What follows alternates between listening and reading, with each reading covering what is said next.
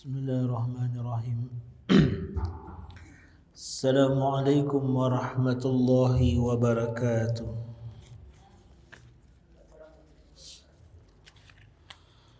Alhamdulillahi wa kafa wa usalli wa usallimu ala sayyidina Muhammadin al-Mustafa wa ala alihi wa ashabihi ahli al-wafa. Asyhadu an la ilaha illallah wahdahu la syarika lah wa asyhadu anna sayyidana Muhammadan abduhu wa rasuluh la nabiyya ba'da. Allahumma salli wa sallim ala sayyidina Muhammad salatan tukhrijuna biha min zulumati wahmi wa tukrimuna bin nuril fahmi wa tudihu lana ma ashkala hatta nafhama innaka ta'lamu wa la na'lam innaka anta 'allamul ghuyub wa innaka 'ala kulli syai'in qadir. Amma ba'd. Yang kami muliakan dan kami hormati Bapa dan Ibu yang insya-Allah pada hari ini kita semua dirahmati dan dimuliakan oleh Allah Subhanahu wa taala. Ucapan rasa syukur kembali kita sampaikan kepada Allah atas nikmat yang Allah berikan kepada kita, dan beruntungnya kita pada hari ini nikmat yang kita terima kita pergunakan untuk ketaatan kepadanya. Karena memang di dalam kitab Jami'ul Ulum wal Hikam menyebutkan bahwa setiap nikmat pemberian dari Allah yang tidak digunakan untuk mendekatkan diri kepada Allah, maka itu akan menjadi musibah bagi seorang hamba. Kemudian salawat dan salam tak lupa-lupanya kita kirimkan kepada baginda Nabi sallallahu alaihi wasallam. Allahumma salli ala sayyidina Muhammad wa ala ali sayyidina Muhammad. Man nasiya salata alayya nasiya tariqal jannah. Siapa yang melupakan bersalawat kepada Nabi sallallahu alaihi wasallam, maka ia melupakan jalan menuju surganya Allah Subhanahu wa taala. Maka banyak-banyaklah menyebut namanya, sering-seringlah bersalawat kepadanya. Mudah-mudahan menjadi sebab kita nanti dimudahkan menuju surganya Allah Subhanahu wa taala. Baiklah Bapak dan Ibu yang dirahmati dan dimuliakan oleh Allah, pada hari ini kita lanjutkan pembahasan kita. Terakhir kita membahas surah yang pertama di dalam mushaf Al-Quran yang dinamakan dengan surah Al-Fatihah. Artinya surah Al-Fatihah yang sudah kita bahas pada bulan yang lalu, bahwa Al-Fatihah ini adalah satu surat yang khusus Allah berikan kepada Muhammad dan juga umat-umatnya. Dari mana kita mengetahui bahwa surat ini khusus untuk Nabi? Ada al di depannya, ada alif lam di depannya. Maka juga Al-Fatihah ini ketika disebutkan artinya pembuka, makna dari pembuka yang dimaksud bahwa surat ini ketika dipahami isinya akan membuka segala jenis kebaikan dalam hidup.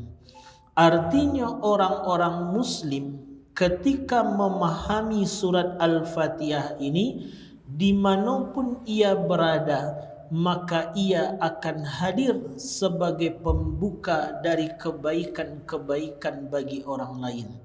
Jadi misal kita sedang di tempat bekerja, maka kita bukalah tempat kebaikan dalam tempat bekerja. Itu nan diartikan secara umum dengan surah Al-Fatihah. Dan juga sudah kita bahas ayat pertama, Bismillahirrahmanirrahim, bahwa Bismillah ini adalah kalimat yang membuat seseorang dekat dengan Allah Subhanahu wa ta'ala. Dari mana kita tahu bahwa kalimat ini membuat dekat? Ada huruf ba di depannya. Ba-nya sebagai ilsaq atau lasaq, sesuatu nan menempel yang sulit untuk dipisahkan. Artinya ketika seseorang membaca bismillah, ada hubungan yang sangat kuat, ada hubungan yang sangat dekat antara dirinya dengan Allah Subhanahu wa taala. Makanya kalimat bismillah itu indak bisa dipakai untuk hal-hal nan membuat jauh dari Allah. Misal kita sudah contohkan juga, keluar nanti bapa ibu dari surau musalla, diambil sendal orang tapi dibaca bismillah. Kira-kira bisa ndak lidah wak baca bismillah rasanya? Ndak bisa.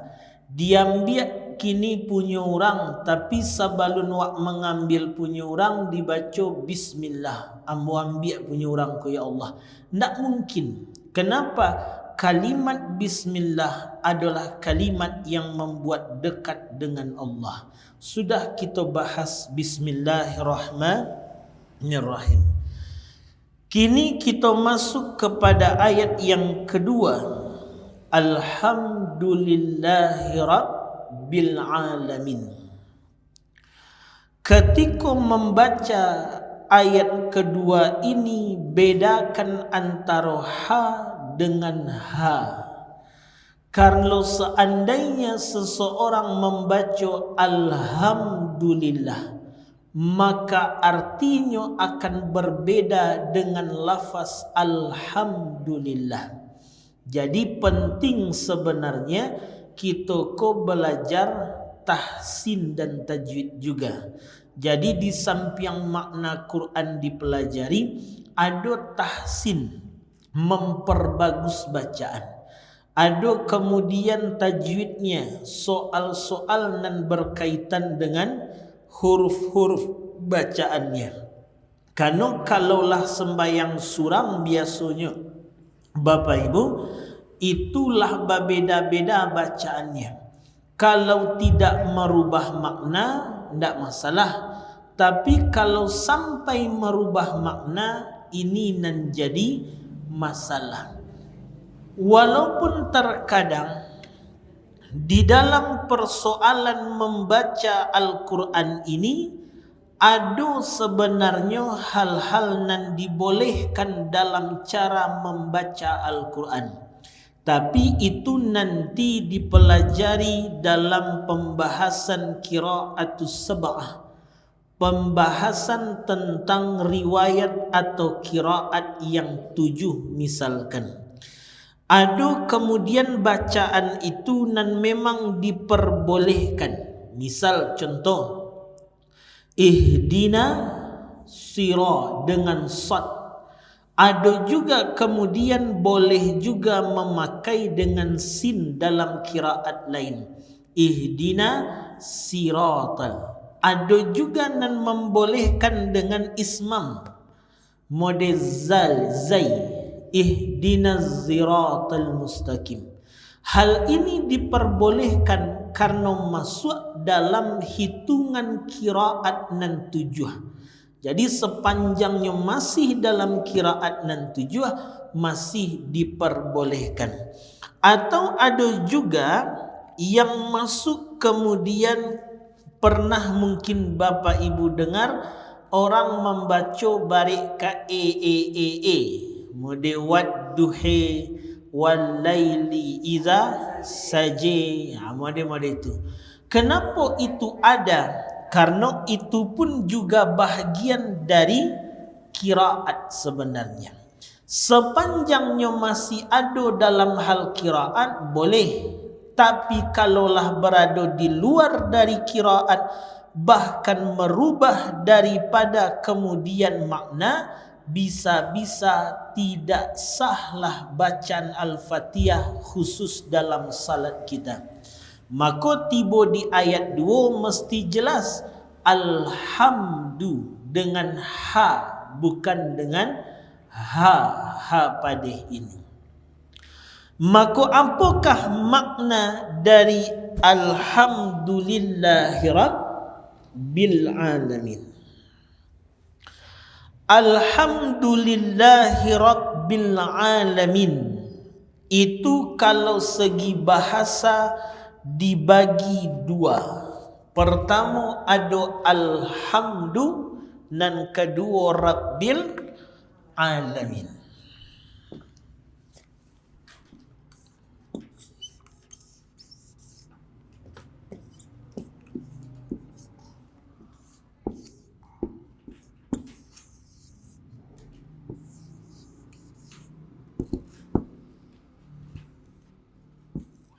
Ada alhamdu rabbil alamin atau alhamdulillah. Alhamdulillahi rabbil alamin.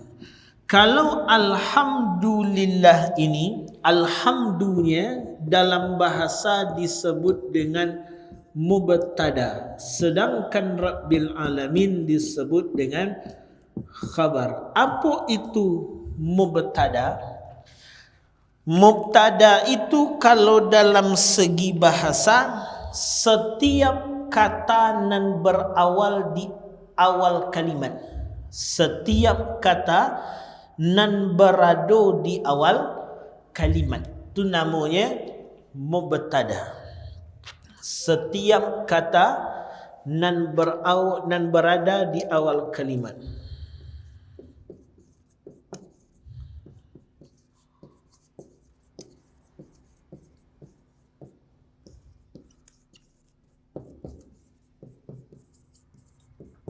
Arti mubtada. Jadi mubtada itu sesuatu kata nan letaknya berada di awal kalimat. Kalaulah kemudian kata itu berada di awal, dalam kajian fikih lugah namanya, kalau kata itu berada di awal, biasanya nan awal-awal itu kan biasanya disegerakan.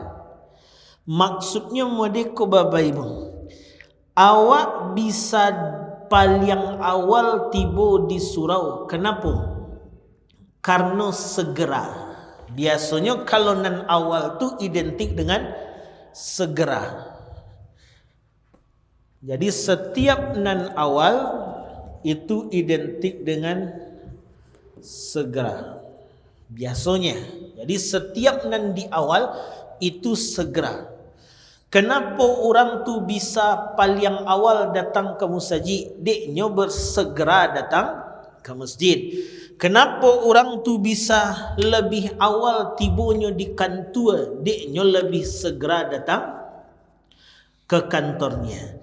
Maka kalau dikaitkan dengan alhamdu ini, maknanya kata Allah, ketika engkau mendapati nikmat dari Allah, maka bersegeralah untuk memuji Allah. Jadi itu nan makna dari alhamdu. Jadi ketika kita dapat nikmat, ketika menerima nikmat,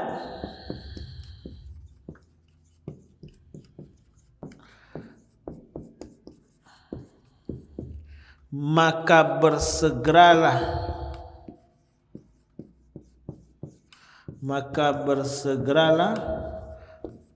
untuk memuji Allah. Aku nan inti daripada makna alhamdu. Jadi alhamdu itu tidak cuma segala puji bagi Allah. Alhamdulillah, tidak segala puji. Tapi makna dari alhamdu, atas nikmat nan Allah agia, kita dituntut segera capek syukuri itu. Sama dengan orang membantu awak Bapak Ibu. Tiba orang menolong awak, dia giahnya awak pitih 10 juta misalkan. Mangecean mau kasihnya langsung atau ditunggu gak seminggu Bapak Ibu? Kan langsung biasanya. Tidak pernah ada orang magi piti, kau piti 10 juta, awak terima saja dulu. Nantilah 3 hari sebab makasih biti 10 jutanya yo. Kan tak pernah macam itu. Setiap orang memberi kita apapun itu, biasanya segera lidah kita untuk mengucapkan terima kasih. Maka alhamdulillah ini maknanya setiap nikmat nan Allah agiah, maka segeralah untuk mensyukurinya. Dengan apa mensyukuri pemberian Allah ini? Adab nan pertama, ucapkan kalimat tahmid, alhamdulillahirabbil alamin. Itu adab pertama. Jadi ketika nikmat itu kita peroleh, yang pertama mesti dilakukan, ucapkan kalimat tahmid, alhamdulillah rabbil alamin. Dapat nikmat, alhamdulillah. Dapat nikmat, alhamdulillah. Alhamdulillah, alhamdulillah. Dan juga yang kedua, alhamdu ini di samping maknanya awal dan segera, makna alhamdu ini menunjuk kepada sesuatu yang khusus dan menyeluruh. Ada makrifah dan istighraq, semua dia patang. Kalimatnya alhamdu, berarti ada alif lam. Apa makna alif lam? Pertama khusus, kedua menyeluruh. Itu makna alif lam. Jadi saat nikmat itu kita terima alhamdu, berarti nan hamdu, pujian itu khusus hanya milik Allah saja. Itu makna pertama. Jadi ketika seseorang kini diberi nikmat, adab pertama kan ucapkan alhamdulillah. Apa makna alhamdulillah itu? Pujian itu khususkan hanya untuk Allah saja. Makna mengkhususkan tu ba'a ijan diikut sertakan diri awak. Tu nak bagi contoh patang tujuh sebenarnya. Ibu punya anak, anaknya hebat. Pas nerima rapor juara 1. Sudah juara 1, juara umum loleh. Ditampik mengajinya juara 1 pula. Di pondok tahfiznya inyulunan paling banyak hafalannya. Sehingga orang memuji, de santiang bana anak ibu ya, sado dinyo, sekolah juara, mengaji juara, hafalan banyak, patuh gai, ndak sama sama dia anak-anak nan lain. Jawabannya tu nikmat ndak kira-kira ibu? Kan nikmat. Adab pertama ketika nikmat dapat, segera memuji Allah. Adab pertama alhamdulillah.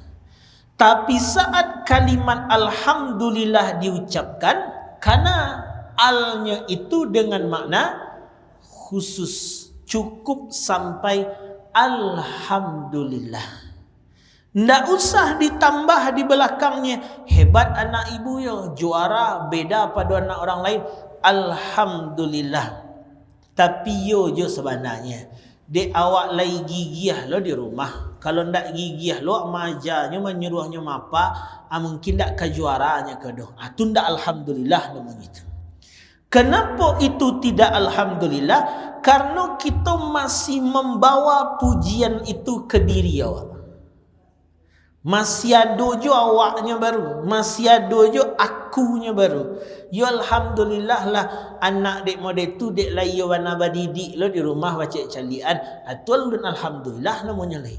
Karena makna alhamdulillah tu khusus semata-mata hanya karena Allah saja. Itu nan makna alhamdulillah. Dan makna kedua alham itu menyeluruh. Makna menyeluruh nan dimaksud tu manga. Makna menyeluruh nan dimaksud itu kata para ulama, maka nikmat nan mesti disyukuri itu bukan hanya pada satu nikmat, tapi semua pemberian Allah. Kita ulang balik. Alhamdu berarti maknanya awal. Awal tu biasanya segera. Maka sak maknanya ketika dapat nikmat, maka langsung segerakan untuk memuji Allah. Jadi setiap nanti bapa ibu dapat nikmat, segera langsung memuji Allah. Alhamdulillah. Tapi saat memuji Allah itu kanan dua kah. Pertama khusus, pujian itu khusus hanya untuk Allah. Jangan ikut sertakan diri awak. Dan yang kedua, saat nikmat didapat disuruh memuji yang pujiannya khusus untuk Allah, tapi kata ulama menyeluruh. Maknanya tidak hanya satu nikmat, tapi semua nikmat tu nan mesti disyukuri. Itu nan inti makna dari Alhamdulillah. Jadi makna Alhamdulillah tu panjang sebenarnya. Jadi kalimat Alhamdulillah tu keluar bukan ketika awak dapat tanah, tak itu saja. Alhamdulillah itu bukan ketika kita dapat uang, tidak. Tapi lain nikmat dan wak terima ke Allah.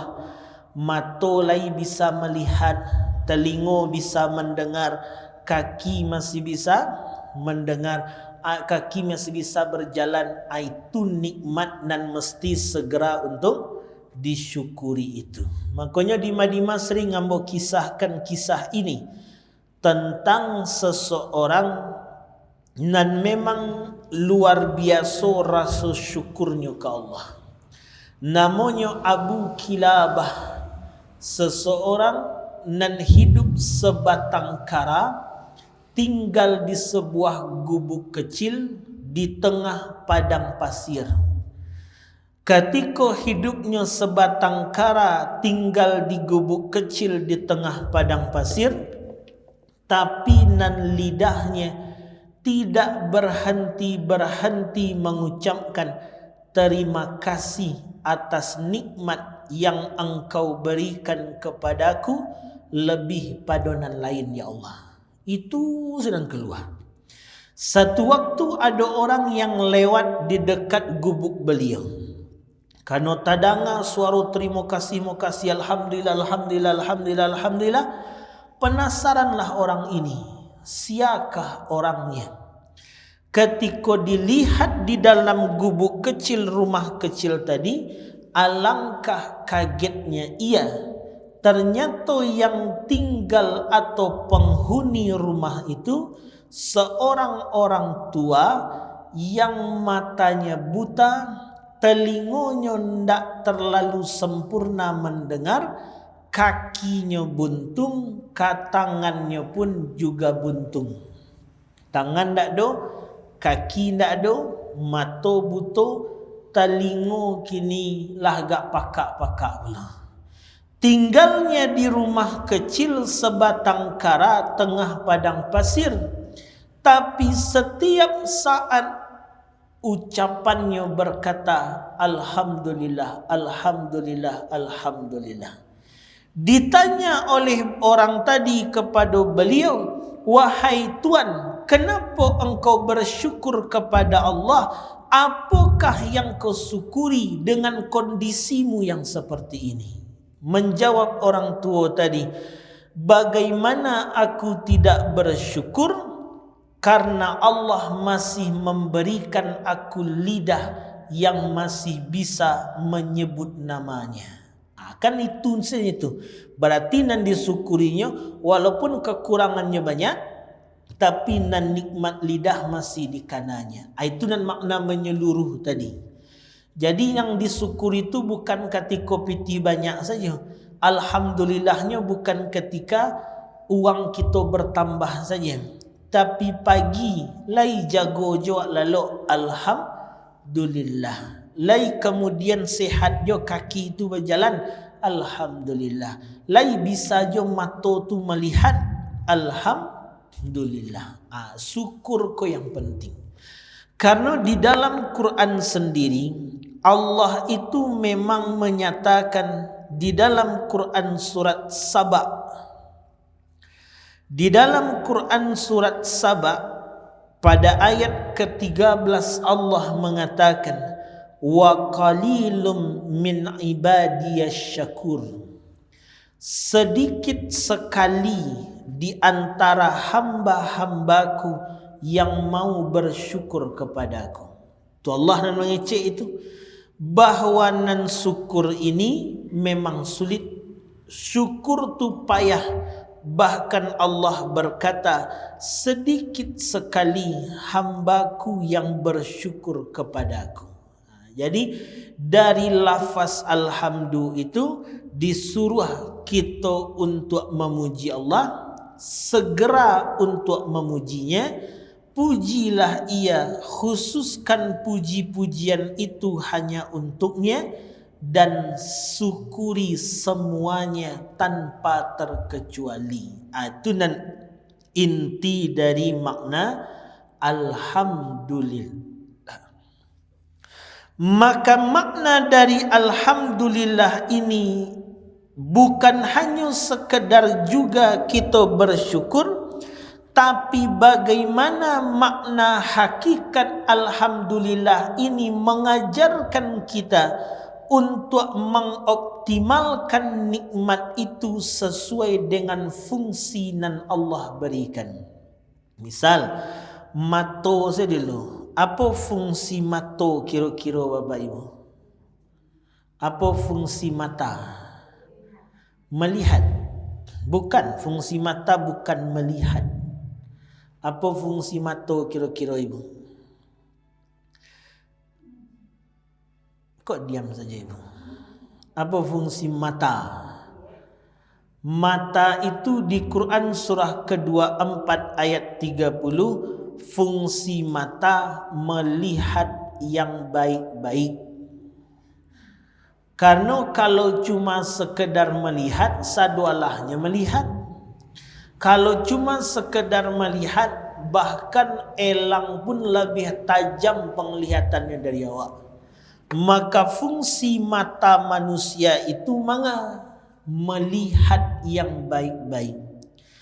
Maka kapan seseorang dikatakan bersyukur itu? Ketika nikmat Allah ia gunakan sesuai dengan fungsinya. Berarti dia nikmat mata lah sesuai ndak fungsinya melihat nan baik-baik. Maka kalaulah sesuai, itulah nan hakikat alhamdulillah itu. Sama dengan telinga. Apa fungsi telinga? Mendengar yang baik. Kalau telinga didengarkan kepada yang tidak baik, maka kita sedang tidak mengamalkan alhamdulillah itu. Nah, jadi kok telinganya lah, kok didangarkan, kok cerita-cerita orang, didangarkan ke gibah-gibah, didangarkan kemudian ke cerita-cerita yang aneh-aneh, berarti kita sedang tidak mengamalkan alhamdulillah. Atau lisan, apa fungsi lidah?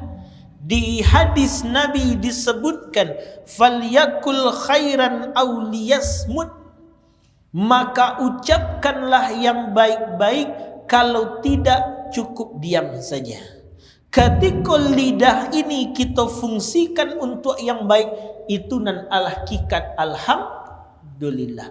Tapi kalau lidahnya masih banyak bercerita nan tidak baik, maka di sinanlah kemudian kita tidak mengamalkan alhamdulillah. Jadi kalimat alhamdulillah itu, kalimat tu sabananya maknanya dalam. Tidak cuma sekedar dapat nikmat alhamdulillah, alhamdulillah. Tidak. Tapi di samping lidah memujinya, Allah memaksa kita untuk selalu mensyukuri semua pemberiannya. Misal, bagi contoh satu lagi. Sebelum kita meminta ke Allah itu, pelajari fungsinya dulu. Misal, kita minta ke Allah, jadikan dan agihlah ambo rumah ya Allah. Kira-kira apa fungsi rumah itu?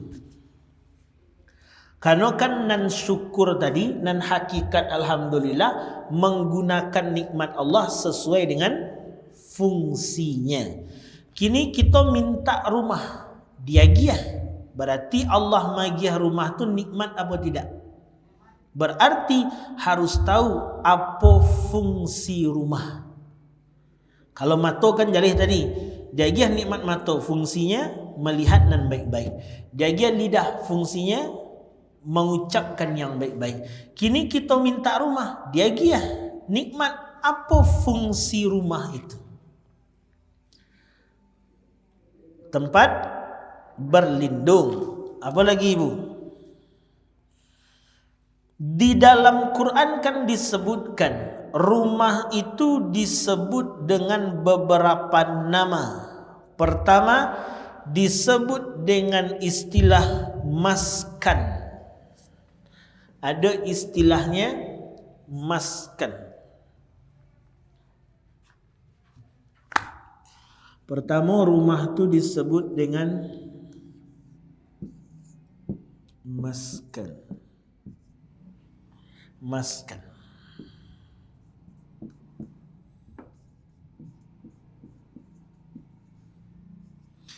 Asalnya nanti atau sama juga dengan sakinah.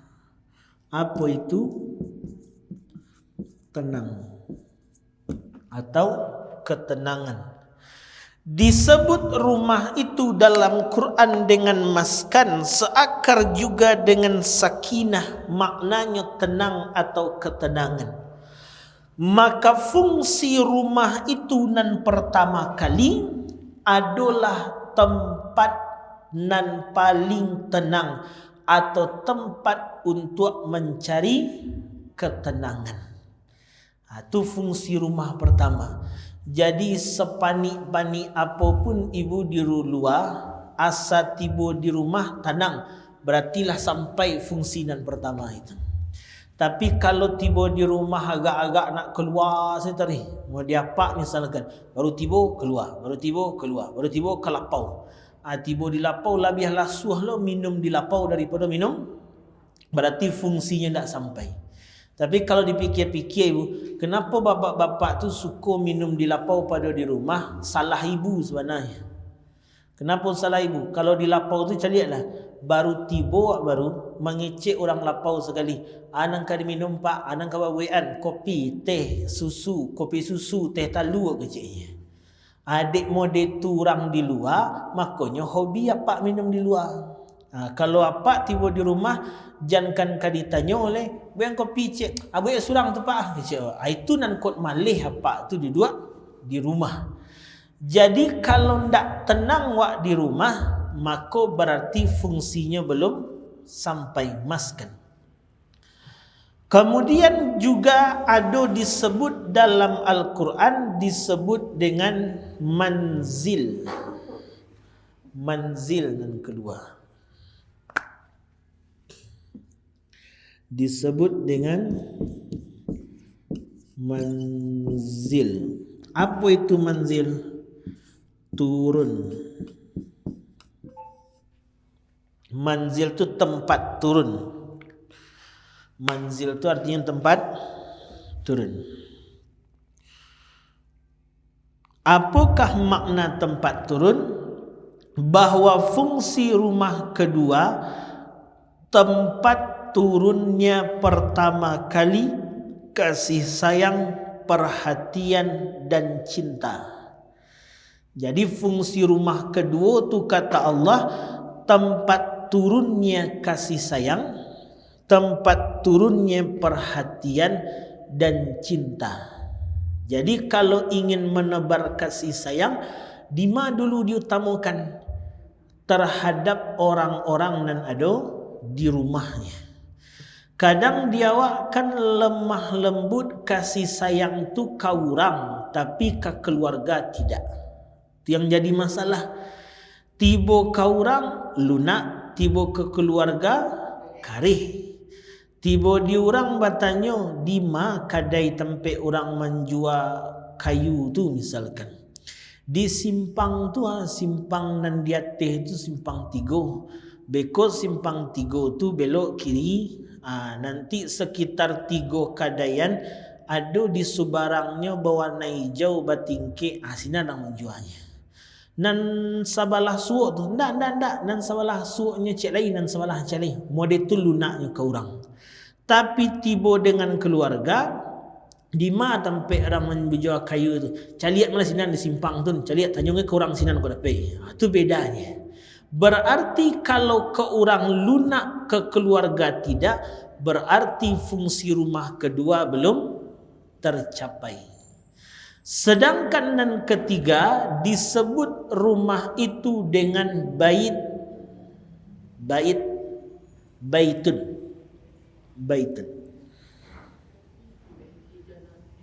Baiti jannati.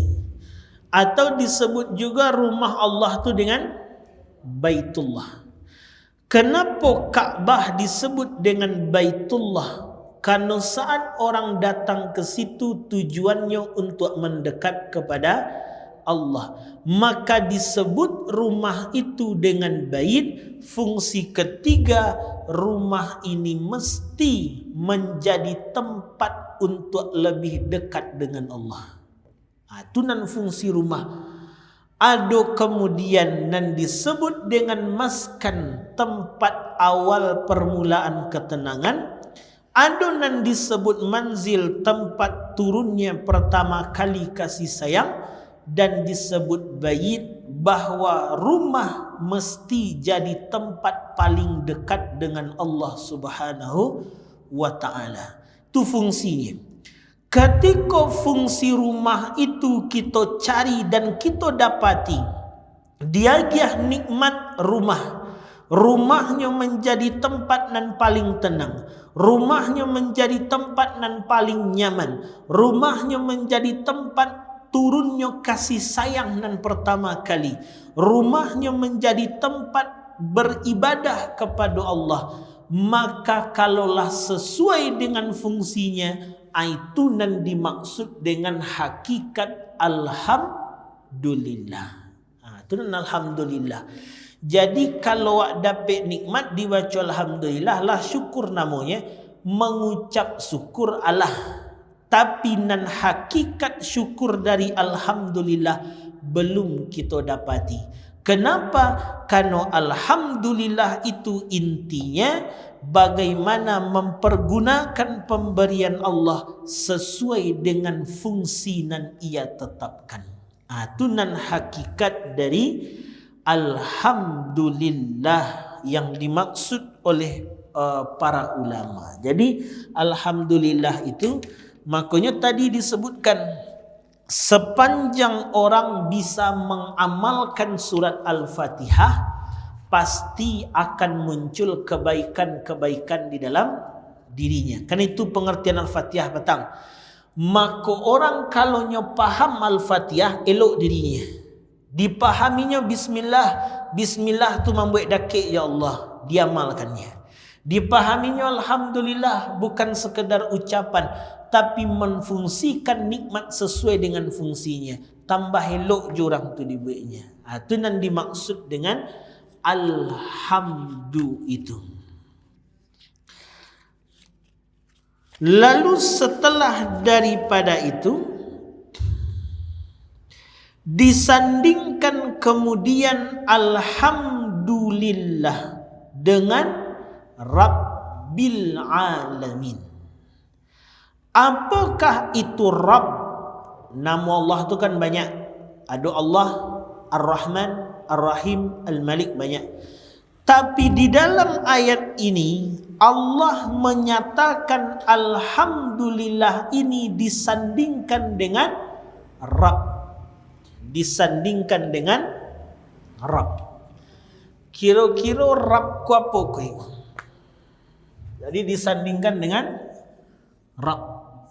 Alhamdulillah disandingkan dengan Rabb. Biasanya awak berdoa kan acuk pakai kalimat itu. Ya Rabb, ya Rabb, ya Rabb, ya Rabb, ya Rabbana. Dalam Quran pun banyak kalimatnya. Rabbana, Rabbana, Rabbana, Rabbana, Rabbana. Maka apakah makna daripada Rabb? Rabb Rabb ini menunjuk kepada sifat Allah yang maha merawat, memperhatikan, menyayangi dan sebagainya. Jadi kalau disebut dengan Rabb,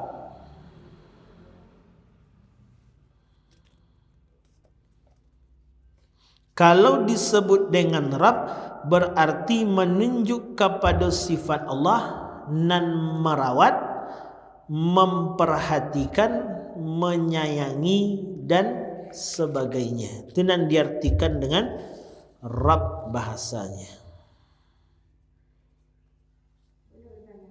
Iya Bu.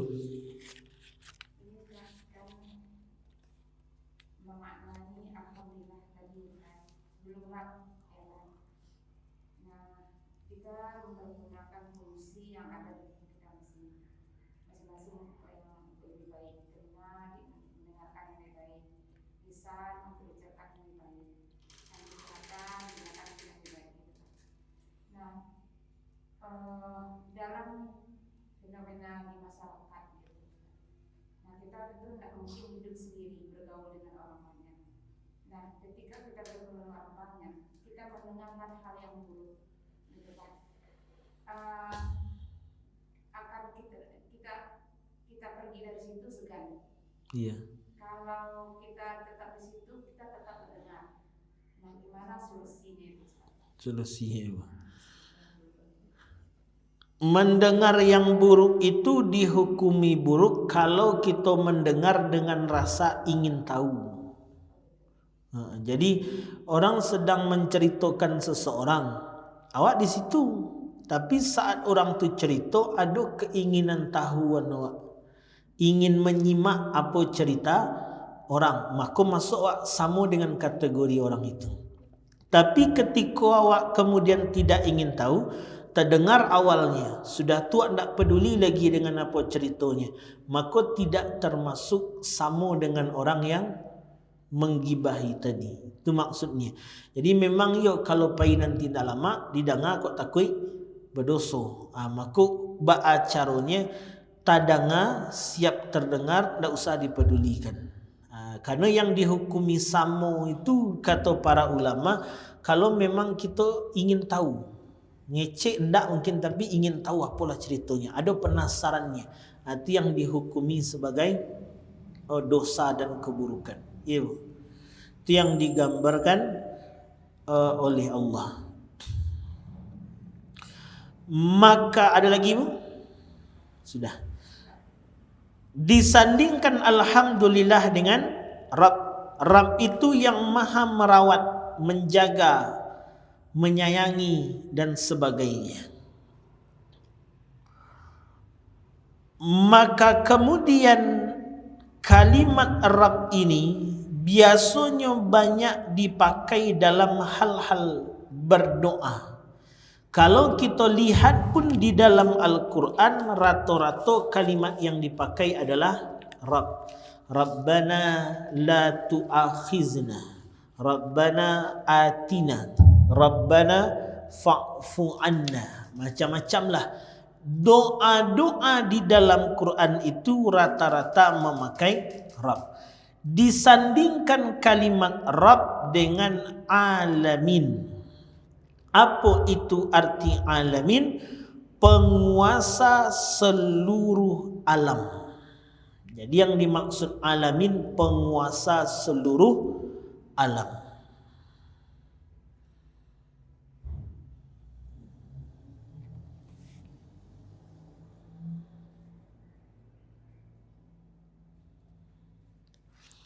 Jadi Allah ingin mengatakan dalam lafaz Rabb, pujilah Allah itu. Siapakah Allah yang wak puji itu?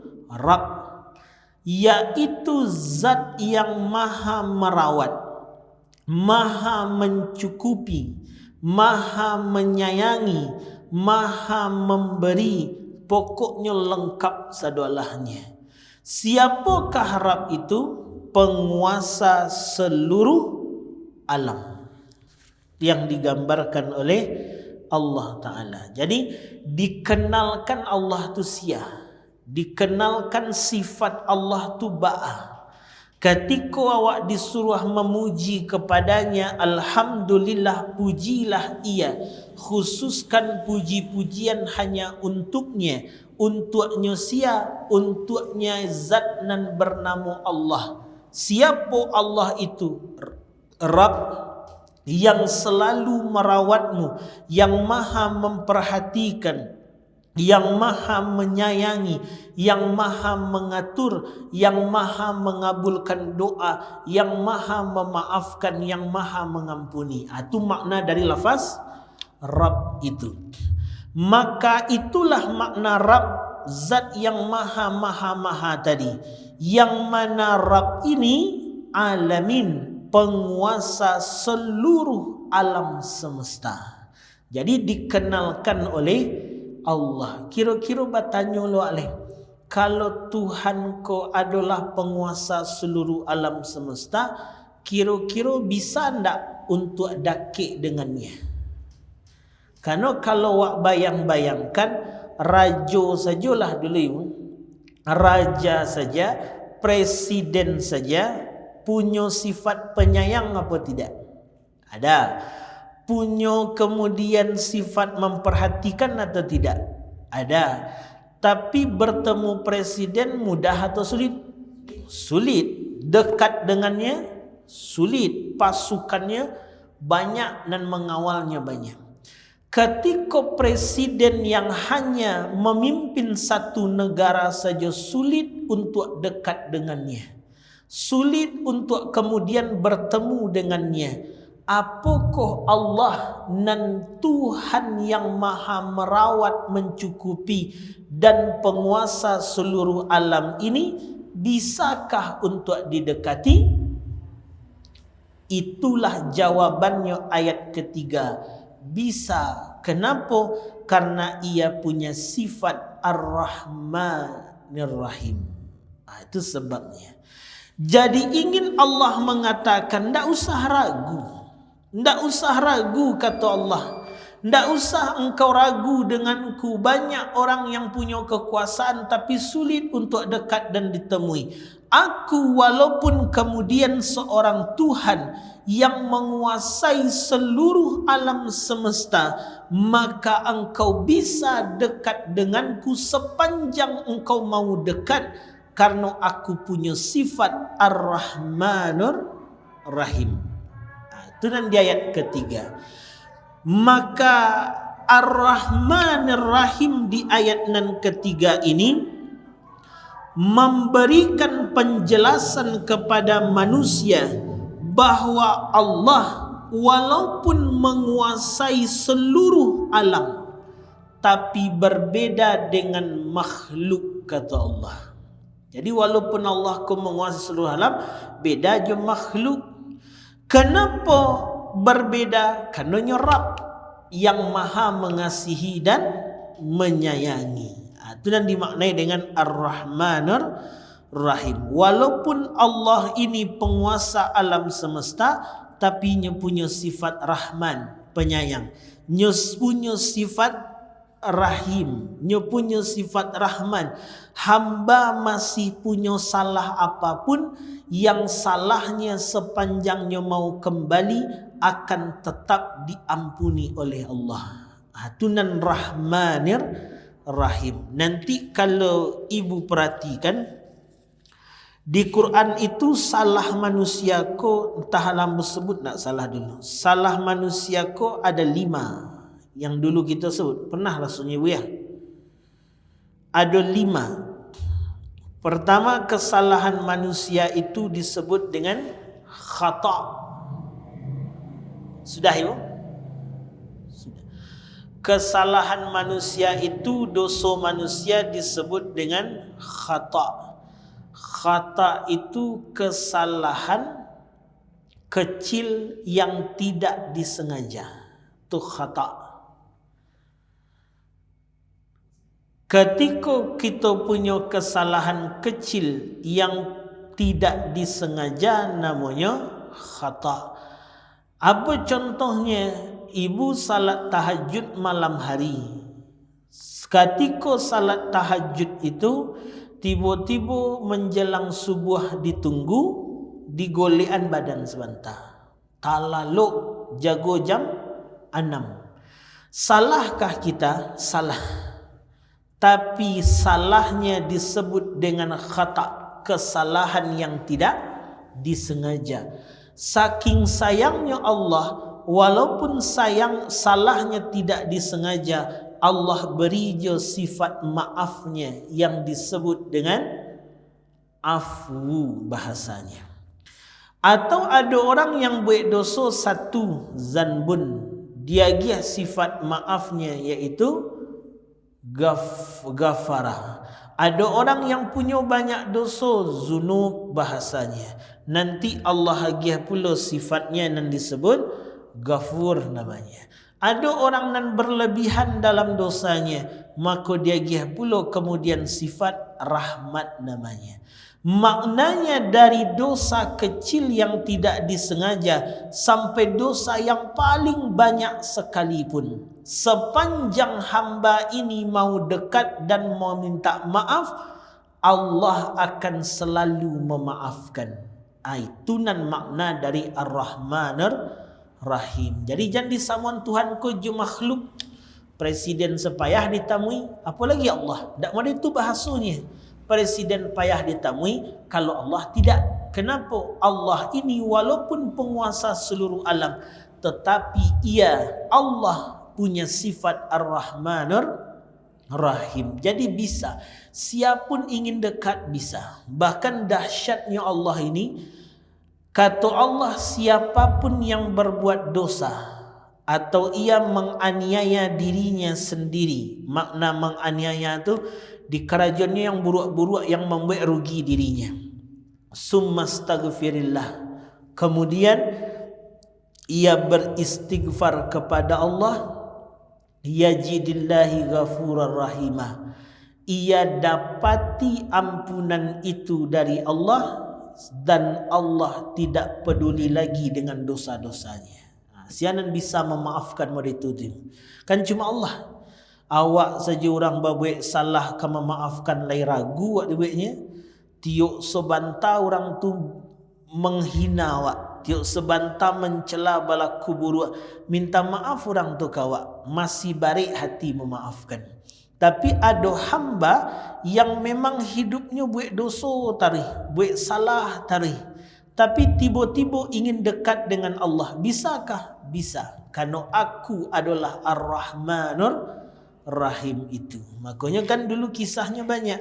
Ada orang yang membunuh sampai 100 orang, tiba-tiba ingin taubat, tetap diterima taubatnya oleh Allah. Itulah nan sifat Ar-Rahmanur Rahim. Jadi alhamdulillah tu memuji kesiaka Allah Rabbil Alamin Ar-Rahmanir Rahim. Itu penjelasan sianan Allah itu.